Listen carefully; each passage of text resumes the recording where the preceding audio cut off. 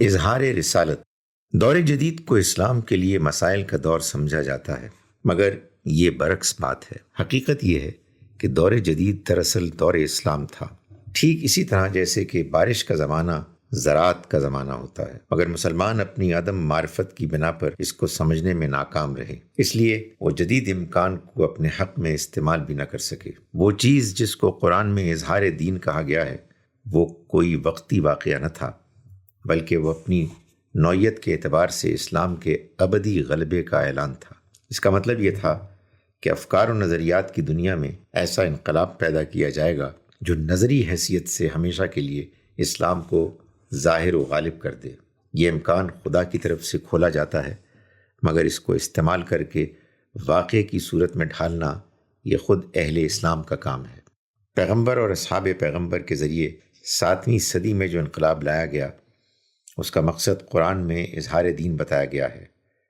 ارشاد ہوا ہے، وہ چاہتے ہیں کہ اللہ کی روشنی کو اپنے منہ سے بجھا دیں، اور اللہ ہی اپنی روشنی کو پورا کیے بغیر ماننے والا نہیں، خواہ منکروں کو یہ کتنا ہی ناگوار ہو۔ اسی نے اپنے رسول کو بھیجا ہے ہدایت اور دین حق کے ساتھ، تاکہ اس کو سارے دین پر غالب کر دے، خواہ مشرکوں کو کتنا ہی ناگوار ہو۔ سورہ توبہ آیت 32 اور 33۔ اظہار کے معنی عربی زبان میں غلبے کے ہیں۔ یہاں اظہار دین سے مراد سیاسی غلبہ نہیں ہے، بلکہ فکری غلبہ ہے۔ اس کا مطلب یہ ہے کہ فکری اور نظریاتی اعتبار سے خدا کا دین برتر حیثیت حاصل کر لے۔ نظریاتی صداقت کسی اور دین کے حق میں باقی نہ رہے۔ خدا کے دین کو فکری غلبے کا مقام عطا کرنا کوئی سادہ بات نہیں، یہ دراصل ایک نئی تاریخ کو ظہور میں لانے کے ہم معنی ہے۔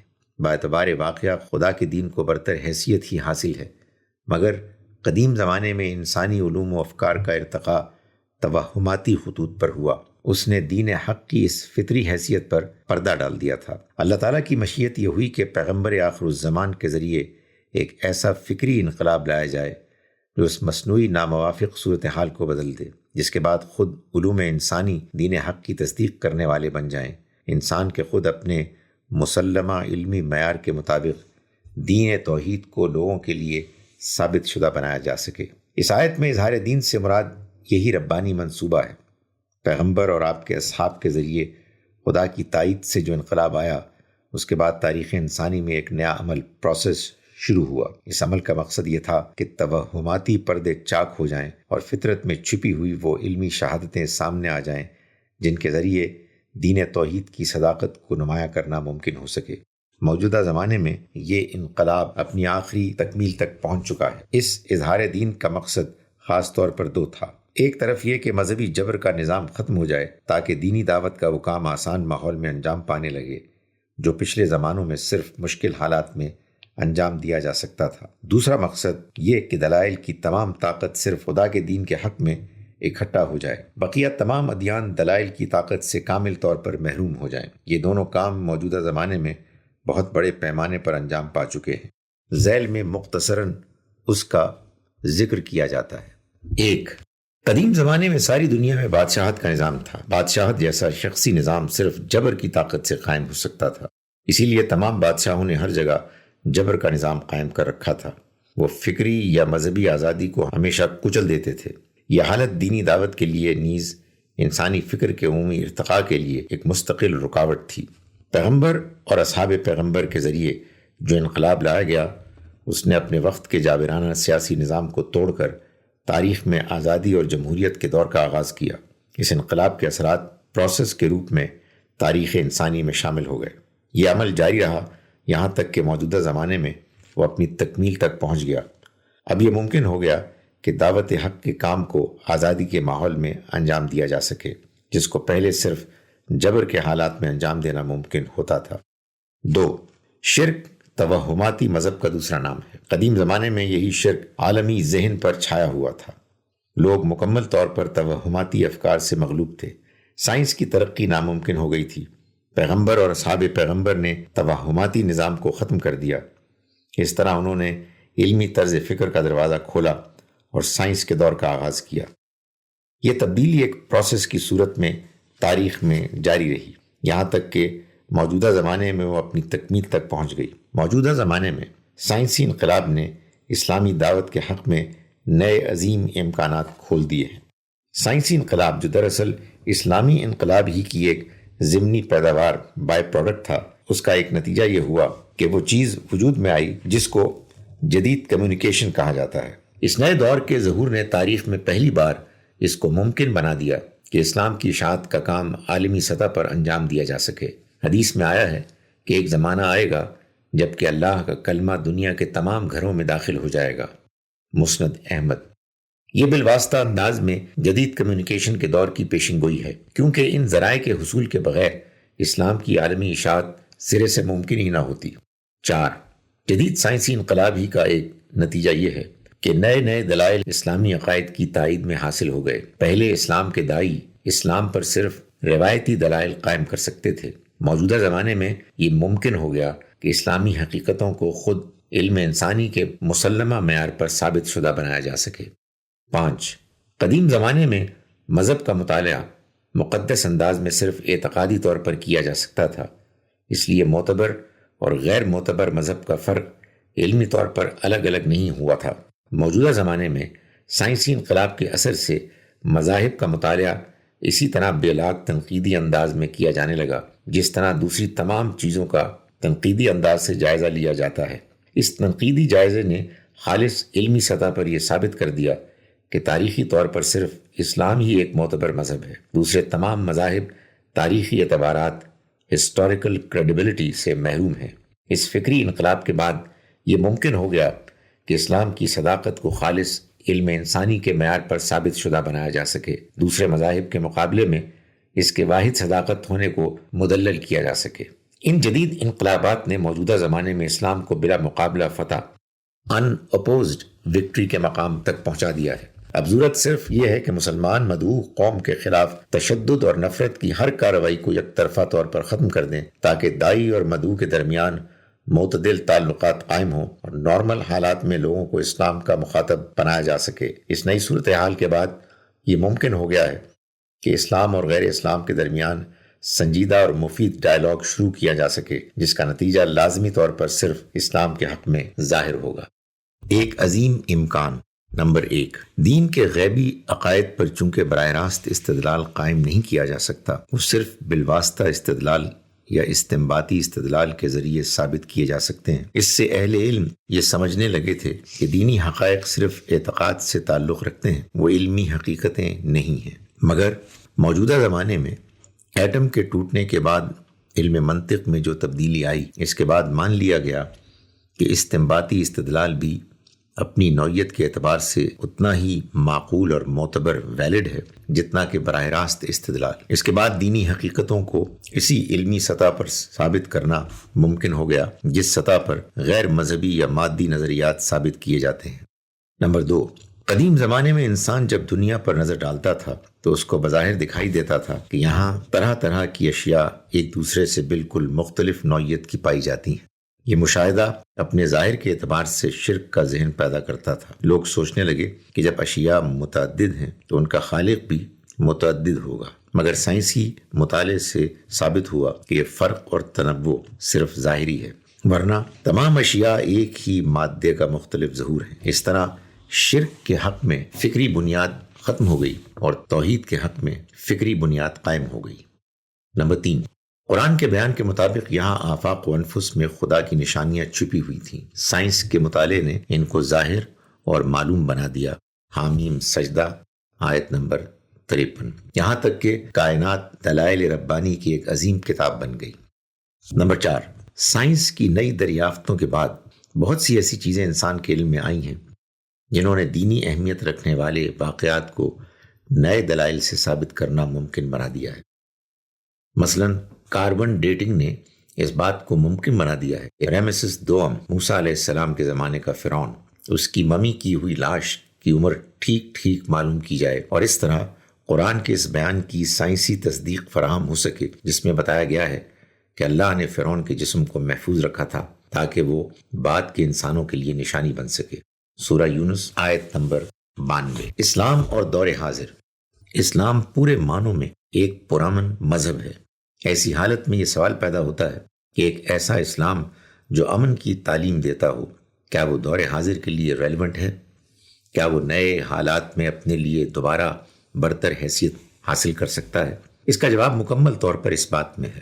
حقیقت یہ ہے، اسلام کا ایک پرامن مذہب ہونا بتاتا ہے کہ وہ ایک ابدی مذہب ہے۔ اگر وہ وائلنس کا مذہب ہوتا تو وہ ابدی نہ ہوتا، کیونکہ موجودہ زمانے میں فکر جدید کے نزدیک وائلنس کا طریقہ مکمل طور پر رد ہو چکا ہے۔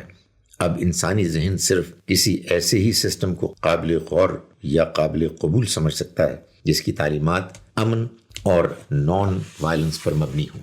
جدید ذہن نے کمیونزم کو رد کر دیا۔ اس کی کم از کم ایک بڑی وجہ یہ تھی کہ کمیونزم تشدد پر یقین رکھتا ہے، اور تشدد جدید ذہن کے لیے کسی بھی حال میں قابل قبول نہیں۔ اس طرح دوسرے تشدد پسند نظریات مثلا نازیزم اور فاشزم بھی اسی بنیاد پر رد کیے جا چکے ہیں۔ جدید انسان مذہبی یا غیر مذہبی انتہا پسندی ایکسٹریمزم کو اس لیے ناپسند کرتا ہے کہ وہ انسان کو آخرکار تشدد کی طرف لے جاتی ہے، مگر اسلام ایک فطری مذہب ہے۔ اس میں اول دن ہی سے تشدد اور وائلنس کو غیر مطلوب قرار دیا گیا ہے۔ اسلام اول دن ہی سے امن کا علم بردار رہا ہے، نہ کہ تشدد کا۔ ماضی میں اسلام نے انسانی تعمیر کے لیے ایک عظیم رول ادا کیا، جس کے نتیجے میں انسانی تاریخ نئے ترقیاتی دور میں داخل ہوئی۔ آج وقت آ گیا ہے کہ اسلام ایک بار پھر اپنا تعمیری رول ادا کرے اور انسانی تاریخ کو دوبارہ ترقی کے نئے دور میں داخل کرے۔ وہ چیز جس کو سائنسی یا ٹیکنیکل ترقی کہا جاتا ہے، وہ نیچر کی دریافت کا نتیجہ ہے۔ یہ نیچر ہمیشہ سے ہماری دنیا میں موجود تھی، پھر اس کی دریافت میں اتنی دیر کیوں لگی؟ جو سائنسی ترقی پچھلے چند سو سال سے نظر آئی ہے، وہ ہزاروں سال پہلے کیوں ظہور میں نہ آ سکی؟ اس کا سبب یہ تھا، قدیم زمانے میں مذہب اور سائنس یعنی علم الہی اور علم انسانی ایک دوسرے سے جڑے ہوئے تھے۔ اس طرح مذہبی داروگیر سائنس کی ترقی میں ایک مستقل رکاوٹ تھی۔ اسلام نے یہ کیا کہ مذہب کو، جو عملاً توہماتی عقائد کا مجموعہ بن گیا تھا، سائنسی تحقیق کے عمل سے جدا کر دیا۔ مثلاً چاند گرہن اور سورج گرہن کو انسانی تقدیر کے ساتھ جوڑ دیا گیا تھا۔ پیغمبر اسلام نے اعلان کیا کہ گرہن کا انسانی تقدیر سے کوئی تعلق نہیں، یہ تمام تر فلکیاتی واقعات ہیں، نہ کہ تقدیری واقعات۔ کھجوروں کی پولینیشن، تعبیر نخل کے مشہور واقعے میں پیغمبر اسلام نے اعلان فرمایا کہ اس طرح کے معاملات میں تم اپنے تجربے کے مطابق عمل کرو، کیونکہ ان امور کو تم زیادہ جانتے ہو۔ صحیح مسلم۔ یہ مذہب اور سائنس کو ایک دوسرے سے جدا ڈی لنک کر دینا تھا۔ اس طرح سائنسی تحقیق کو اپنے عمل کے لیے آزادی کا ماحول مل گیا۔ اس کے بعد جو تاریخ میں پہلی بار ایسا ہوا کہ سائنسی علم مذہب کی مداخلت کے بغیر آزادانہ طور پر ترقی کرنے لگا اور تدریجی طور پر آگے بڑھتے ہوئے موجودہ حالت تک پہنچ گیا۔ آج انسان دوبارہ ایک اور شدید تر مسئلے سے دوچار ہے، وہ یہ کہ سائنس اور ٹیکنالوجی میں غیر معمولی ترقی کے باوجود انسانی زندگی طرح طرح کے مسائل میں مبتلا ہے، اور اس سے چھٹکارے کا کوئی راستہ اس کو نظر نہیں آتا۔ یہ جدید مسئلہ ایک لفظ میں آزادی کی حد کو نہ جاننے کا مسئلہ ہے۔ جدید انسان نے آزادی کو ایک خیر اعلیٰ کی حیثیت سے دریافت کیا، مگر وہ آزادی کی حد کو دریافت نہ کر سکا۔ چنانچہ آزادی اس کے یہاں لامحدود آزادی کی صورت اختیار کر کے انارکی اور بے قیدی کے ہم معنی بن گئی۔ موجودہ زمانے میں مغربی سماج میں پیدا ہونے والے تمام مسائل کا اصل سبب یہی ہے۔ اب انسان کو ایک ایسی آئیڈیالوجی کی ضرورت ہے جو انسانی آزادی کی حد کو بتائے، جو مطلوب آزادی اور غیر مطلوب آزادی کے درمیان خط کھینچ سکے۔ اس قسم کی آئیڈیالوجی صرف اسلام فراہم کر سکتا ہے۔ آج بہترین وقت آ گیا ہے کہ انسان کو اسلام کی آئیڈیالوجی پیش کی جائے اور وہ اس کو دل کی آمادگی کے ساتھ قبول کر لے۔ کمیونزم کے سقوط جو 1991 میں ہوا، اس کے بعد ساری دنیا میں ایک نظریاتی خلا، آئیڈیولوجیکل ویکیوم پیدا ہو گیا۔ یہ خلا صرف اسلام پر کر سکتا ہے۔ موجودہ دنیا میں ایسے ملک ہیں جو اقتصادی سپر پاور یا فوجی سپر پاور کی حیثیت اختیار کر چکے ہیں، مگر آئیڈیولوجیکل سپر پاور کی جگہ خالی ہے، اور وہ امکانی طور پر صرف اسلام کا حصہ ہے۔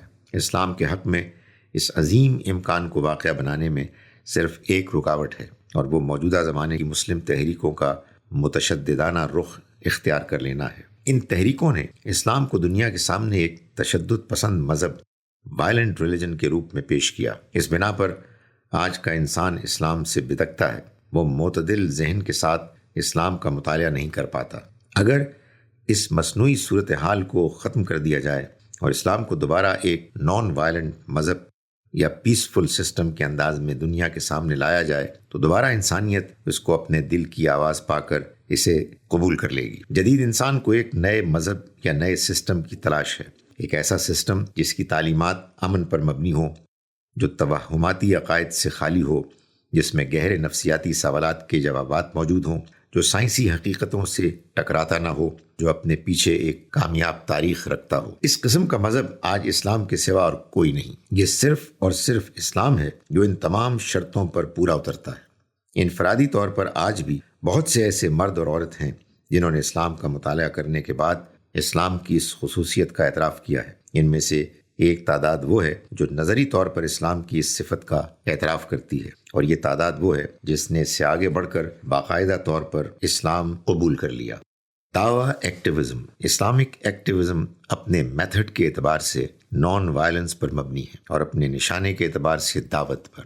دعوت حقیقتاً اسلام کی اشاعت کے لیے پرامن جدوجہد کا نام ہے۔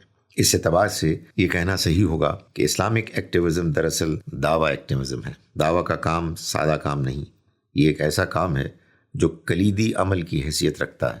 اس کام کو بھرپور طور پر انجام دیا جائے تو بقیہ تمام مطلوبات اپنے آپ حاصل ہو جائیں گے۔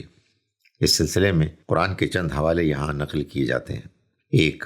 دعوت کے ذریعے اغیار کے شر کے مقابلے میں خدا سے حفاظت حاصل ہوتی ہے، سورہ المائدہ آیت نمبر 67۔